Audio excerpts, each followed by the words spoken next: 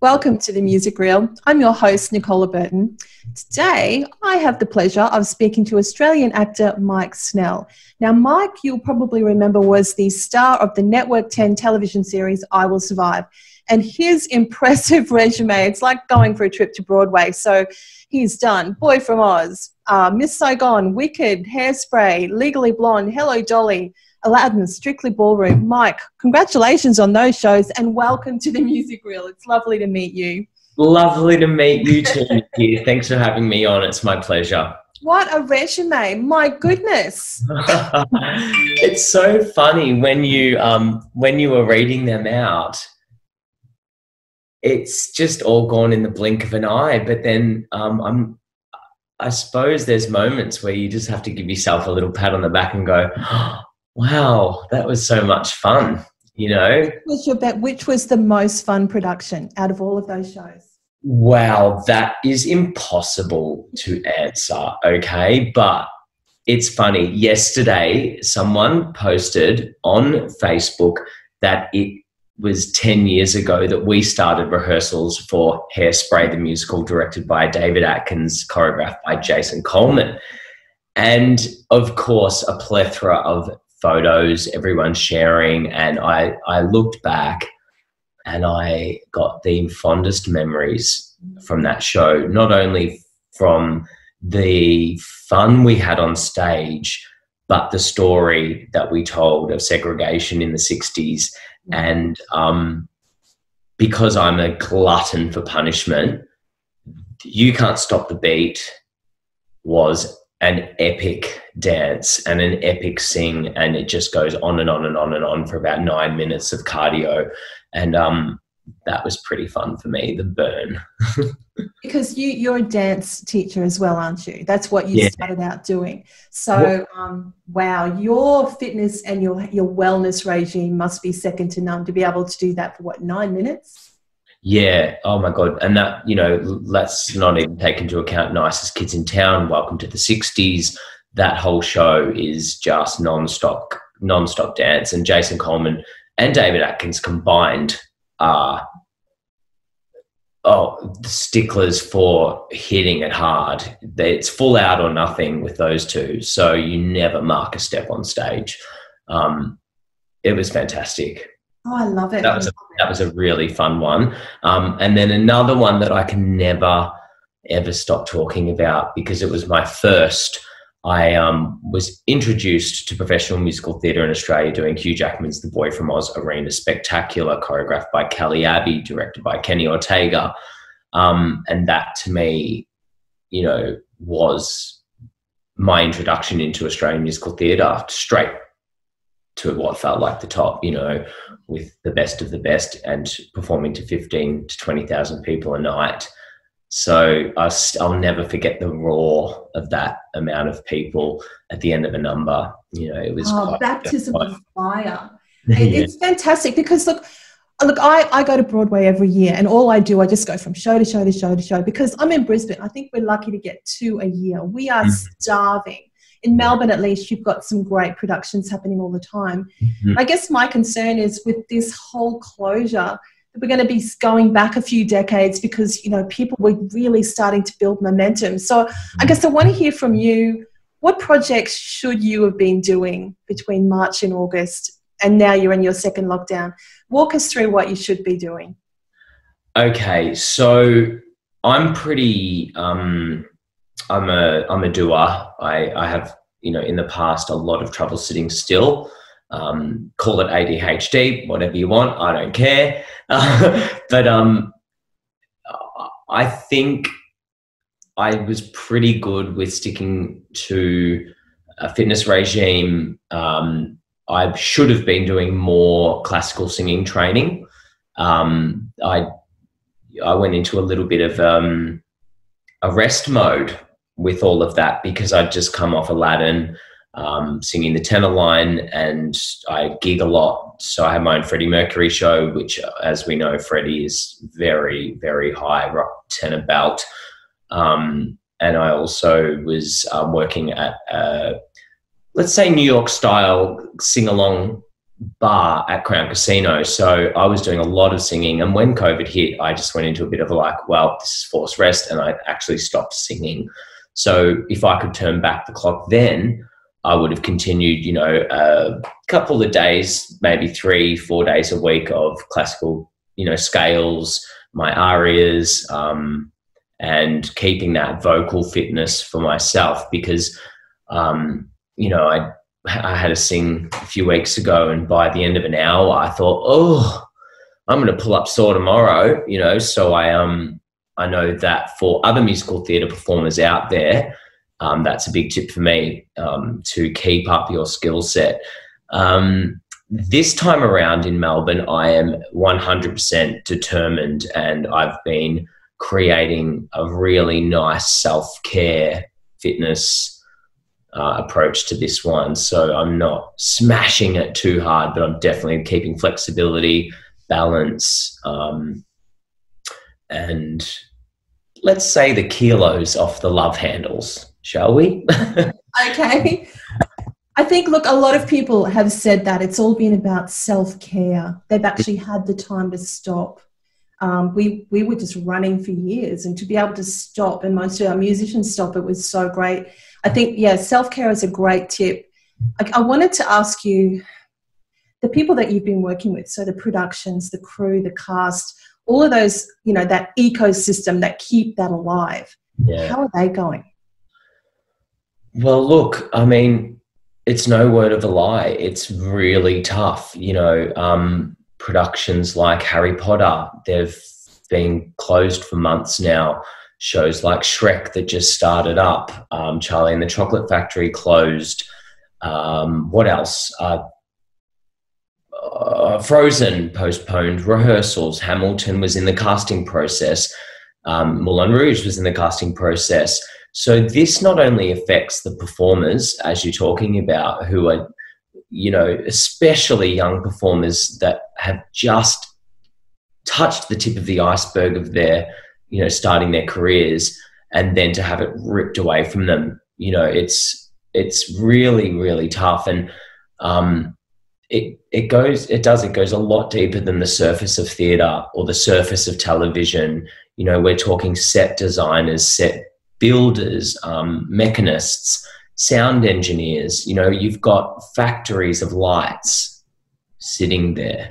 You've got factories of soundboards and, you know, mics that are usually attached to our heads to, you know, project into the audience, sitting, gathering dust. And that has a massive mental health ramification. You know, when you don't, we entered the arts for our passion, and the byproduct of that is money. Mm-hmm. So yes, we lost our jobs, but we've lost a lot more than that. We've lost our daily passion. And I was teaching a Zoom dance class last night, actually, and I'd choreographed this number to Burlesque, you know, Christina Aguilera's movie with Cher. And I was being a real like showgirl, and I'm just like, it was to all these females. It was like a yummy mummies kind of class, you know. And I said to them, I was sweating in my lounge room, and I said, you know, just pull and stretch every muscle in your body and dance from your soul. And then I got this lump in my throat, and I thought, oh my God, I'm burst into tears. Yeah. And you forget that it's not just a job. It's your life. It's your passion, you know. And it's funny. We as the performers have that inside of us every minute. You know, I can sing a song in my lounge room, I can stretch in my lounge room, but you know, you can't build a set in your lounge room. You can't put on people's makeup in your lounge room or do costume fittings, you know. So I send love and support out to all of the, you know, behind the scenes people in theatre, TV, the arts in general. Yeah, because where would we be without them? We could not do what we did without them. And because I'm in the contemporary music field, and so many people they've got mortgages and families, and they're like, what am I going to do? How am I going to get through the rest of the year? which is a lot of the reason why I wanted to have these conversations, was our voices need to be heard. Yep. People need to know what, you know, we bring so much joy into people's lives. They need to know, well, look, on the other side of that, there's a lot of suffering, a lot of struggling going on. And it is people that just devote so much of their passion to entertaining everyone else. And, you know, when the shit hits the fan in your life, what do? You watch TV, watch a movie, listen to music, right? It gives you so much comfort. And it's such an important part of your self-care and your wellness. And, yeah, I think thank you for saying that to the crew, because they really need to know that someone's thinking of them and appreciating the value that they bring. Definitely. You know, it's a time to survive and a time to potentially thrive as well. You know, I am a firm believer that when I entered the arts when I was 18, I knew it was going to be a tough life. You know, we know this when we enter this profession, that it's a tough one. So even when there was no COVID, I was always preparing myself for these times where there was no work. So there is a safety for us as well, being in the arts, that we know that there are times where it's feast or famine. So it just happens to be that we're in a big famine at the moment and we're being starved of our creativity and our work. But we are the strongest type of people to prepare ourselves for that as well. So I don't know about everyone else out there. I can't speak for everyone else, but along the way, I went to India and got my yoga teacher training. I've done my Certificate 3 in fitness. I'm studying mental health Cert 4 at the moment. So, you know, I've got my money making and stuff on the side too, because I think it's pretty, not irresponsible, but I think it's a little bit naive for anyone in the arts to not be thinking about that along the way too. It doesn't mean you have to act on it. You know, I put my eggs all in one basket. But, you know, I think we've got to step up as performers, set designers, costume designers, and start to think outside the box of, like everyone in this world has at the moment too. We can't put ourselves in this special category as artists. You know, there are a lot of people that have lost their jobs and suffering too. So as a human race at the moment, who's going to sink and who's going to swim? And I think artists and people in the arts are the most creative to use their brains to find ways to make money. Oh, yeah. Fill that hole or that void that's there at the moment. We're creative beasts. We're used to having to make our own way, aren't we? So if anyone's going to pivot and innovate, it's really the people that have been doing it all along. We don't have a 9-to-5 job. We don't have a guaranteed income. We've got to be creative, otherwise we die. So very good advice. And, you know, most of us have been through those times where we've had our $2 can of tuna and rice. We can go back to it for a minute if we need to. Hey, you could do a recipe book. You could do the famine recipe book. Yes. 2020. And I'll send it out to a visual designer friend of mine, get the artwork, copywriter, you know, there's all sorts of connections. Exactly. I think we're on something here. I think so. So let's talk about vision for recovery. What is it you think? I mean, obviously there's self-care and we're doing all these things while we're in lockdown. What do you think fans can actually do in the meantime to try and support, you know, the live musical sector? Because we want to make sure it comes back. What do you think they can actually do to help this vision for a roadmap to recovery for this sector? Okay, look, a roadmap to recovery is all about support. I'll use a personal experience of mine. About 2 Saturday nights, 2 weeks ago, on a Saturday night, I'm sitting at home doing absolutely nothing, and I get this Instagram message from a gay couple saying, it's our 1-year anniversary, wedding anniversary, and we had a trip to New York booked. We had 10 shows that we were going to go and see. Luckily, they were refunded all of their money and their flights were reimbursed with vouchers or something like that. So they reached out to me to record a message, and I was like, yeah, of course I can, you know, say happy anniversary. And that, and they're like, well, let us pay you. And I'm like, absolutely not. No. and they insisted, you know, this beautiful man was like, we insist on paying you. So what did I do? Ran into my bedroom, chucked on a tuxedo and a bow tie with my pajama pants, set up my camera and sang them a song with lighting. You know, I've got my little kit here with my microphone, and I sang them, you know, I crooned them a Frank Sinatra classic. And then they charged $200 in my account, you know, and this just not broke my heart. It actually lit up my heart. So to answer your question, a roadmap on a smaller, more individual, you know, recovery mode is for people out there to support the arts, whether it be hiring someone to, you know, host a Zoom party or doing a live set from their lounge room. Like there's so many things that can be done. And it's lovely. And it's like, it's one little thing that's just an act of kindness. And I just thought, wow, people do care about the arts. And you've got to build that community and stay connected to, so fans stay connected to the people that you love through Instagram, Twitter, Facebook, and you're building this nice connection. And that's how we recover, isn't it? By community. Yeah. And it keeps the individual sane, mentally, you know, stable. I got a bit of self-worth out of that. You know, I was feeling needed, and because at the moment, you know, you're just sitting around feeling like, you know, no one needs us anymore. But look, to answer the question on a more national stage, obviously we are going day by day at the moment with the government letting us know what we're even allowed to do. So I'm all for these drive-in musicals where you maybe, you know, Flemington Racecourse. I know the Wiggles did something recently. A friend of mine, Jack Scandrett, we were talking about potentially, you know, producing an event where you drive in and tune in your radio, and it could be a symphony, it could be a musical, it could be a concert, you know, snacks delivered to your car, and you sit there in your car, COVID safe, listening and watching a show. Obviously in Melbourne right now, nothing is really, we're not even allowed to leave our houses. We're in stage 4 lockdown. We're in the thick of it.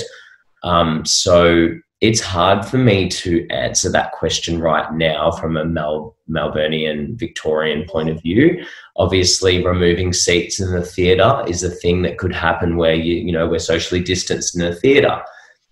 I think about all of these, you know, possible recovery strategies, and they do not tickle my fancy in the slightest. I mean, I don't want to come up with some high-tech, internet-based, fancy roadmap to go to the theatre, because going to the theatre for me is about sitting next to a stranger in a congregation of 1,500 people at, you know, Her Majesty's, and collectively feeling a story and clapping together, crying together. I mean, think of Come From Away, you know, this lady just went next to me and I lost it as well. And so the theatre, we can take out seats. We can film Hamilton and broadcast it on the Disney Channel. But for me, I fear a demise of the industry into not being hired for a, say, 2-year contract on Wicked like I was, but hired for a one-off filming performance that then will be streamed forever. So as much as I want to offer you a roadmap to recovery for theatre, at the same time,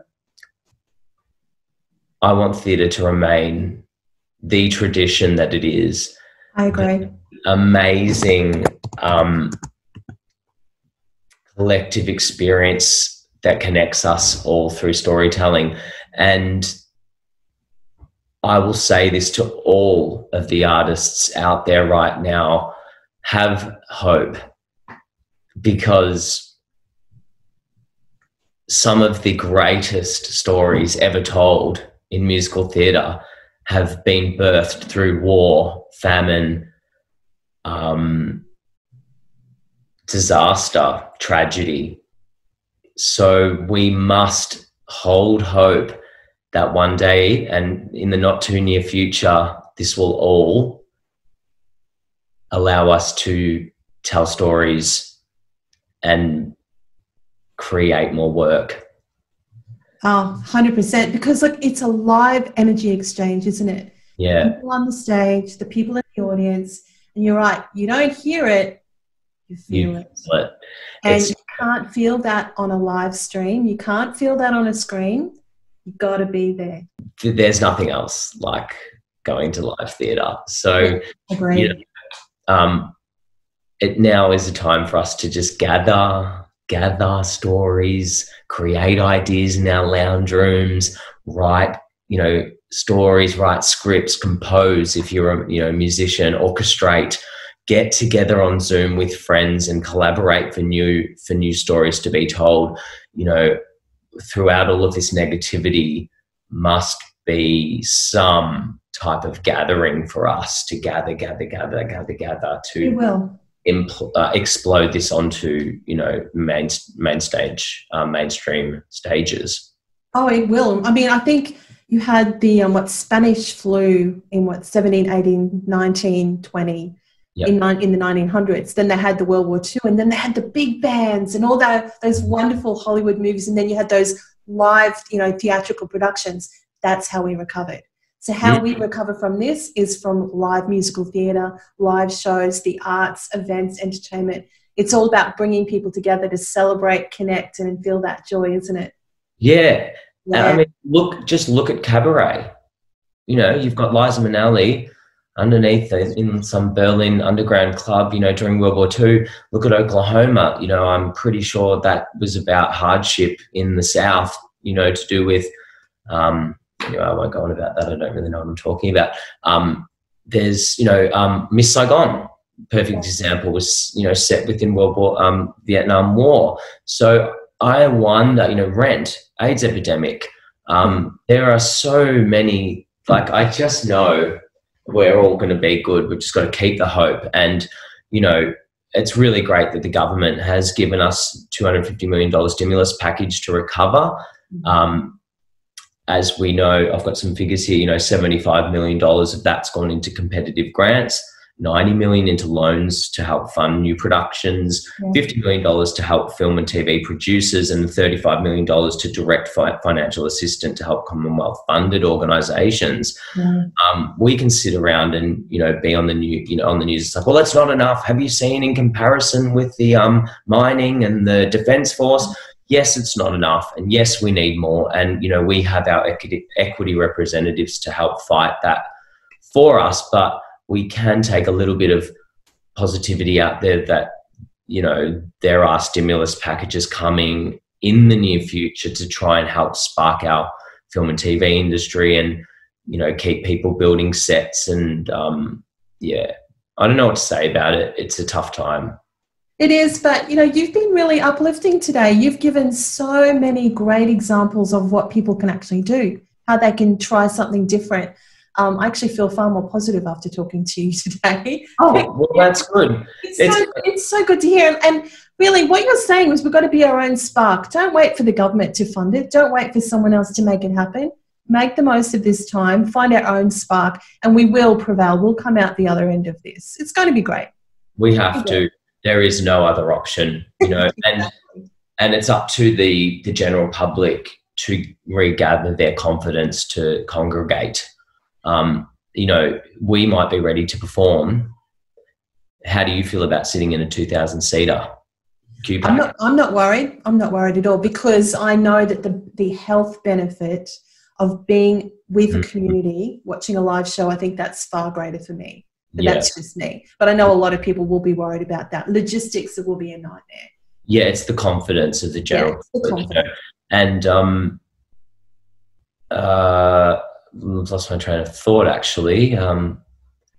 Yeah, I don't know. I just think it's going to take a while. So even though we're going to be ready to go, we have to let the people catch catch up to us. That's right. So hang in there, everyone. Hang in there and support everyone. Stay connected on social media and connect with people like Mike. If you want him to sing a song next Saturday night, connect with him. I can definitely do that for you. I'm kidding. It's like a new income stream for the next few months. Yeah, well, look, this second round through, I have chilled out on the live streaming. I was doing a live stream show called Live at the S Lounge with my friend Nicki, who runs a production company called Wacky Entertainment down here in Melbourne. But I've decided that working on my mental health is far more important than trying to gig, you know. So I've been working with a psychologist, a psychiatrist, occupational therapist to really work on some you know, let's say negative behavioral patterns that have been troubling me for a little while that I just haven't gotten rid of because I've been working so much. So I'm, you know, using this time to really, you know, see what I want in my life. And that's, you know, more focus on love, intimacy, mental health, physical health, connection, creativity, family, you know, all the good stuff that sometimes goes by the wayside because I'm stuck in a theatre doing 8 shows a week on tour, living out of a suitcase. And all of that stuff starts with self-care, and that's obviously what you're dedicated to right now. So that's great to hear. So, Mike, what a great conversation. It has been such a pleasure to talk to you. But look, thank you for adding your voice to this conversation today. I've really appreciated it. No worries. And look after yourself, and please go out of your house for me because you're up in Brisbane. I will. Have a little walk in the sun. I'll take a photo and send it to your Facebook. I'm outside, Mike. Oh, God. Take care, dude, and I will catch up with you later. Thank you so much. You too. Keep creating. Thank you.